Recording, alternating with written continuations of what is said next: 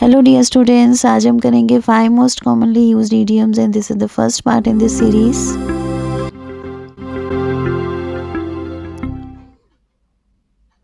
Number 1 है the ball is in your court. ये एक बहुत ही ज़्यादा कॉमनली यूज्ड इडियम है। इसका मीनिंग आपको पता होना चाहिए।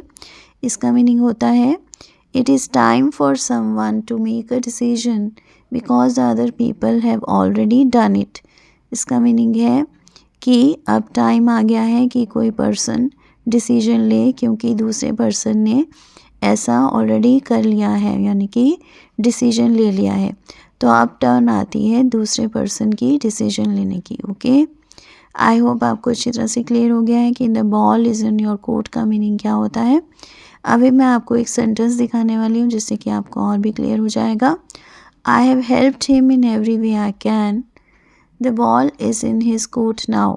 इसका मीनिंग है कि मैं जिस भी तरीके से उसकी हेल्प कर सकता था मैंने उसकी हेल्प करी है और अब बॉल उसके कोर्ट में है, यानी कि अब डिसीजन उसके हाथ में है। ओके, आई होप आपको अच्छी तरह से क्लियर हो गया है कि the ball is in his court का मीनिंग क्या होता है।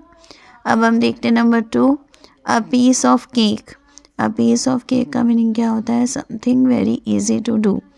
जब बहुत ही ज़्यादा इजी होता है कोई काम तो हम कह सकते हैं अ पीस ऑफ केक। ये एक बहुत ही ज़्यादा इजी काम है, उसके लिए आप a piece of cake use कर सकते हो as an idiom. The exam was a piece of cake.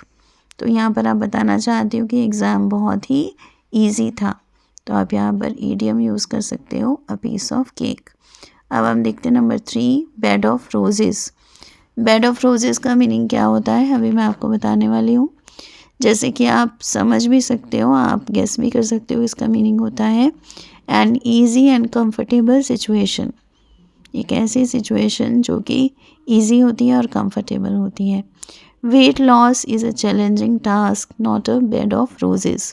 इसका मीनिंग है कि वेट लॉस एक चैलेंजिंग काम होता है, ये एक ईजी और कंफर्टेबल सिचुएशन नहीं होती है। ओके, तो यहाँ पर बेड ऑफ रोजेज़ का मतलब ये होता है कि कोई भी काम ईजी या कंफर्टेबल सिचुएशन नहीं होता है। ओके, तो अब हम देखते हैं number 4, to make a long story short.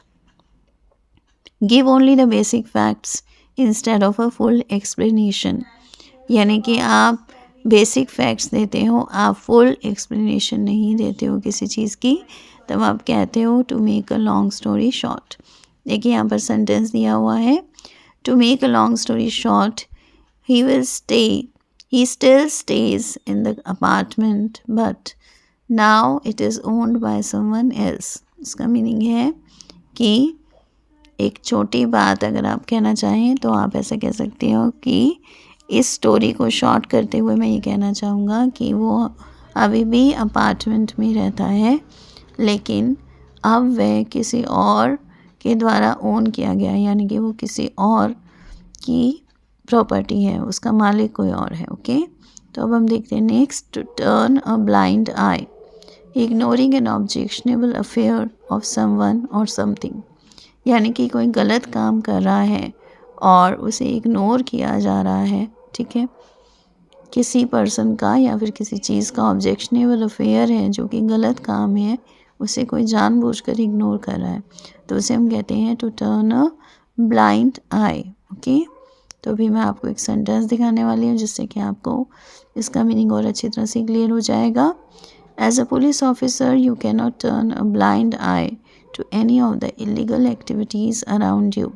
इसका मीनिंग है कि पुलिस ऑफिसर के तौर पर आप किसी भी इलीगल एक्टिविटी जो आपके आसपास हो रही है उसकी तरफ आप ब्लाइंड आई नहीं रख सकते, यानी कि आप उसे इग्नोर नहीं कर सकते। ओके, आई होप आपका आज का लेसन अच्छी तरह से समझ में आ गया है। Thanks for watching, keep learning, see you in the next video.